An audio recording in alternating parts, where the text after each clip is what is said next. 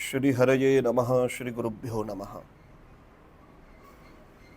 श्रीधराचार्य जी कहते हैं कि भगवन् मायायाः संस्कृति कारणभूताया विद्यमानत्वात् कथम ब्रह्मता। आगे के श्लोक में बताया कि स्थूल और सूक्ष्म दोनों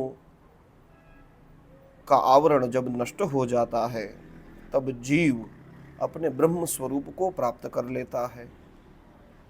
तो यह कैसे हो सकता है, इसका उत्तर देते हुए श्री सूत जी कहते हैं, यद्येषो परता देवी माया वैशारदी मति संपन्न एवेति विदुर महिम्नि स्वे महीयते। यदि शब्द का प्रयोग श्लोक में किया है, श्रीधराचार्य जी कहते हैं कि यदि इति असंदेह संदेह वचनम।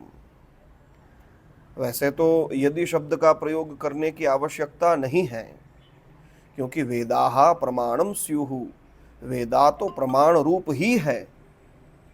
लेकिन यदि उसको हम प्रमाण रूप में माने तो ऐसा वैशारदी माया, विशारद कहते हैं सर्वज्ञ भगवान श्री हरि को, और उसकी माया वह वैशारदी माया देवी उपरता जब उपरत हो जाती है, अर्थात माया के चक्र से जब जीव छूट जाता है, और मति शब्द का अर्थ यहाँ पे श्रीधराचार्य जी करते हैं विद्या रूप हो जाती है।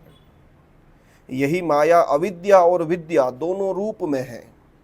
जब अज्ञान के चलते आवरण लग जाता है तब अविद्या रूपी माया रहती है, वह संसार के बंधन के कारणभूत बनती है।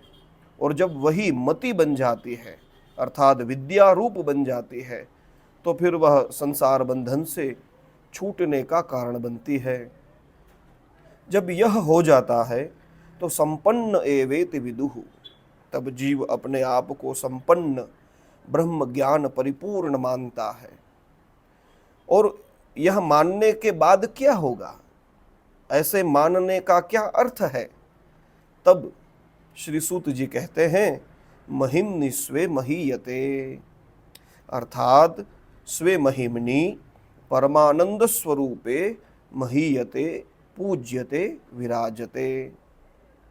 जब जीव अपने आप को ब्रह्म स्वरूप समझ लेता है तब वह अपने परमानंद स्वरूप में स्थित हो जाता है, उसी में निवास करने लगता है।